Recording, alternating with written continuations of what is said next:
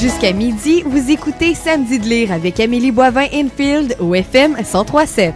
Bonjour tout le monde, bienvenue à l'émission Samedi de lire. Je suis en compagnie cette semaine de l'auteur de plusieurs livres, déjà 13 romans décrits, l'auteur Mylène Gilbert-Dumas. Bonjour Mylène, ça va bien? Ça va très bien. Et j'aimerais ça qu'on parle un peu de toi, Mylène, pour te faire découvrir à mes auditeurs. Tu as commencé à écrire à l'adolescence. Oui, en fait, mes premiers textes datent de quand j'avais 10 ans. J'écrivais des résumés d'horaires de cinéma dans les horaires télé, là, les petites cases. Là. J'écrivais ça tout petit, je les découpais puis je me faisais un faux horaire télé avec ça. Puis, mais c'est ça, j'ai commencé à écrire mes premiers romans en secondaire 1, secondaire 2. Puis ensuite, j'allais garder. Fait que je gardais les enfants, les bébés les plus petits possibles. Je choisissais mes places pour pouvoir coucher les bébés de bonne heure. Puis pouvoir écrire toute la veillée après ça. Oui, fait que c'est ça. Fait que j'écris, oui, ça fait longtemps. Mais j'ai pas été publiée avant mon premier roman terminé, j'avais 35 ans. Est-ce que tu as conservé tes écrits? Oui, je les ai conservés, mais inquiète pas, ils seront jamais publiés, là. C'est pour se faire la main, finalement. Ben oui, non, mais c'est un bon souvenir plus tard à ressortir. Oui, oui, en entrevue. Oui, non, mais en fait, c'est particulier parce que oui, ça me donne l'impression, moi, que j'ai écrit toute ma vie, même si je publiais pas, j'écrivais plein d'histoires, puis oui, je les ai gardées. Des fois, ça revient comme des flashs, là, des moments où, des scènes que j'avais écrites, puis je me dis, il y a quelque chose dans ça. Tu sais, je suis capable de reconnaître, là, l'espèce d'âme qu'il y avait déjà dans mes écrits d'adolescent, mais c'est certainement pas de la matière à publication. Et t'es déménagée à Québec à l'âge de 17 ans? Oui, je voulais étudier, j'étais au bac international au petit séminaire de Québec. Alors oui, je suis arrivée là à 17 ans, puis finalement quand j'ai fini l'université, parce que j'étais en sciences, hein, je me suis rendue en ingénierie à l'université. C'est mon punch.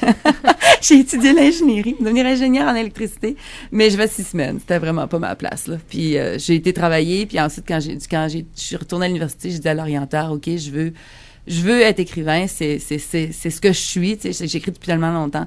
Puis elle m'avait dit, tu gagneras jamais ta vie avec ça, ma petite fille, t'es mieux de t'en aller prof. Alors, je suis devenue prof. Prof de français? Prof de français au secondaire, oui. Puis, c'est ça, j'ai fini l'université, j'ai eu un emploi tout de suite, fait que je suis restée à Québec, puis... T'as enseigné dans une école anglophone? Oui, une école anglaise de Québec, oui. Ça a été un eye-opener sur plein de choses parce que, je savais même pas qu'il y avait une communauté anglaise à Québec à ce moment-là. Parce qu'il y a 2 écoles secondaires à Québec en anglais. Puis ça a beaucoup orienté mon premier roman aussi parce que j'avais des étudiants des œuvres qui étaient de père anglophone et de mère francophone ou vice-versa. Puis il y a eu le premier référendum, le deuxième référendum, celui de 95. Je travaillais, j'enseignais dans cette communauté-là. Puis tu sais, les gens se déchiraient là dans Québec. Mes étudiants parlaient l'autobus en anglais dans l'autobus, puis ils se faisaient engueuler. Puis ça a été très tendu cette période-là à Québec. Puis moi, je le voyais d'un autre angle vu que travaillais dans la communauté anglophone, mais je vivais dans la communauté francophone, fait que je voyais, tu sais, tout le temps les deux côtés. Et quand j'ai commencé à écrire mon premier roman, j'ai placé ça pendant la guerre de 7 ans, où mon personnage de Marie de Beauchesne, finalement, son père est français, mais sa mère est anglaise. Alors, elle a cette dualité-là qu'avaient mes élèves, et elle est prise, quand en temps de paix, ça va bien, mais quand la guerre est déclarée, là, c'est toujours suspect, tu sais, c'était un peu une transposition un peu de ce que j'avais vécu dans mes premières années d'enseignement. Et le premier livre, ça a pris beaucoup de temps qu'il soit publié? Oui et non. Non? Oui, oui et non. Ça m'a pris 5 ans pour l'écrire, mais je savais pas comment fonctionnait le milieu. Tu sais, aujourd'hui, je me casserais pas la tête comme je me suis fait casser la tête dans ce temps-là. Aujourd'hui, je sais comment faire pour bien cibler la maison d'édition avant d'envoyer un roman. Tu sais, j'ai l'expérience, ça fait 10 ans que je suis publiée. Mais à ce moment-là, je savais pas comment ça fonctionnait. Ça fait que j'ai pris une liste de maisons d'édition puis j'ai envoyé mon livre, mais ça correspondait pas pantoute. Vraiment, tu sais, c'était comme m'assurer des lettres de refus, là, tu sais, je voulais les collectionner. Puis j'avais lu la biographie de Stephen King, tu sais, qui accumulait, il mettait un clou sur le mur puis il empalait les lettres de refus à mesure qu'elles arrivaient. Là, j'accumulais les lettres de refus puis je comprenais tellement rien. Mais finalement, quand j'ai reçu, j'avais envoyé à 10 maisons d'édition, j'ai reçu mes 10 lettres de refus, mais je me disais, je le sais qu'il y a quelque chose dedans, tu sais, mais premièrement, j'avais vraiment mal ciblé, mais aussi, quand on pratique, mettons, un instrument de musique comme du piano pendant 5 ans, on est bien meilleur à la fin qu'au début. Alors, j'étais meilleure dans l'écriture. À la fin, je maîtrisais beaucoup mieux parce que j'ai travaillé pendant 5 ans sur ce roman-là. Alors, je me disais, à la fin, je suis meilleure pas mal qu'au début. Alors, j'ai pris un document Word vierge, puis j'ai mis mon roman manuscrit en papier à côté. Puis j'ai tout réécrit mon livre au complet. Je lisais la scène pour avoir l'image, puis je réécrivais au complet. Puis ensuite, je l'ai renvoyé à des maisons d'édition, puis j'ai envoyé aussi au prix Robert Clich. Puis j'ai même pas eu le temps d'avoir une réponse de maison d'édition que le prix Robert Clich m'avait appelé pour me dire que j'avais gagné avec ça. Fait que ça a été comme, wow. Puis là, il voulait s'assurer que accepte pas une offre ailleurs, tu sais, parce que là, tu vas avoir le prix, si t'acceptes ailleurs, tu peux pas gagner. Fait que là, j'ai dit, OK, non. Mais finalement, j'ai reçu deux offres après, puis une maison d'édition super fine qui m'avait envoyé un rapport de lecture sur mon livre et tout. Ben là, j'étais obligée de leur dire, ben c'est super fin, mais je viens de gagner le prix Clich. Fait que ça faisait mon affaire, là. Ça a été, ça change la vie de quelqu'un. Est-ce qu'on peut expliquer un peu aux auditeurs, c'est quoi le prix Oui, Clich? le prix Clich, c'est un prix sur manuscrit. C'est pour un nouvel auteur. Alors, c'est quelqu'un qui a pas été publié encore, qui a écrit un manuscrit qui doit avoir minimum 100 pages. Ça prend 18 ans. C'est publié par l'Hexagone, mais c'était VLB à l'époque, mais c'est le groupe Ville-Marie Littérature et c'est par année par Québécois maintenant. Et bon, à l'époque où moi je l'ai gagné en 2002, la bourse était de 5 000 $. Là, la bourse est de 10 000 $. Oh. C'est une belle bourse, là. Et ça vient avec une campagne de promo qui dure 6 mois. Ce qui fait que moi, je suis passée de maîtresse d'école que personne connaissait à aller dans les bars, dans les restaurants, dans les librairies, puis voir ma face au-dessus de mon livre partout. Ça a été vraiment un drôle de chiffre, là, vraiment un moment charnière, je peux dire, dans ma vie, de passer de maîtresse d'école à écrivain. Puis, ben c'est ça. C'est que ça a été après le prix Clich, ben ça change la vie de quelqu'un parce que normalement un premier roman, il passe inaperçu. Là, il y a pas un journal qui en parle. Ça passe. Un premier roman, souvent, c'est comme personne le voit, puis il est mis en arrière dans une librairie sur une tablette. Puis au bout de 3 mois, le libraire le retourne, puis c'est fini. Puis, mais pas le prix Clich, c'est ça. Le prix Clich, il vient avec la grosse campagne de promo. Puis j'étais en toutes les journaux en ont parlé. J'ai fait le bandeau en haut là du Devoir. Écoute, j'en revenais pas. Là, ça a été, puis ça m'a fait connaître super vite. Puis après, c'est sûr que j'ai continué. Si j'avais fait un livre aux 10 ans, peut-être que ça aurait pas fonctionné tant que ça. Mais l'année suivante, j'ai pris une sabbatique de mon travail.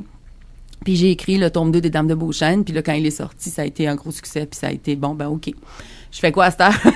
C'est comme ça allait, tu sais, je me disais, j'aime ça, faire ça. J'ai jamais enseigné beaucoup, là. Tu sais, j'étais bonne prof au secondaire, mais j'aime beaucoup l'écriture. Fait que je me suis dit, bon, ben, je fais le saut de l'ange, j'ai donné ma démission, puis là, je me suis mis à travailler en disant, OK, on va espérer que ça va marcher. Au pire, j'ai mon brevet pour enseigner. J'ai 12 ans d'expérience dans une école secondaire. J'avais assez de matière pour, tu sais, assez d'expérience, je me trouvais un autre job au pire. Puis finalement, ça a fonctionné. Le tome 3 est sorti des Dames de Beauchamp. Je suis arrivée à Montréal, j'avais un line-up en avant de mon kiosque. Je suis là, oh wow, ça c'est quelque chose là quand l'écrivain arrive là puis il y a une file. Tu dis voyons pincez-moi, ça se peut même pas là. Puis moi je me suis excusée aux gens qui étaient là, d'avoir su je serais arrivée plus de bonne heure, tu sais, puisqu'ils attendaient en file. Et ça n'a pas arrêté depuis là. Fait que je me suis dit bon, okay, j'ai jamais eu besoin de retourner enseigner finalement. C'est une belle reconnaissance pour un auteur. Et tu fais partie des peu d'auteurs qui arrivent à vivre de leur plume. Oui. Ben en fait je suis très chanceuse. Je tiens un blog, hein. Je sais pas si t'es au courant. Là, je tiens un blog avec Elisabeth Tremblay. Puis j'ai écrit un billet cette semaine justement parce qu'il m'arrive plein d'affaires. Puis là j'ai dit ok, il faut que j'écrive un billet blog sur la chance dans la carrière d'un écrivain. Il y en a beaucoup, puis il y a beaucoup de choses, c'est un coup de dé, tu regardes pas à la bonne place au bon moment, tu passes direct à côté, là.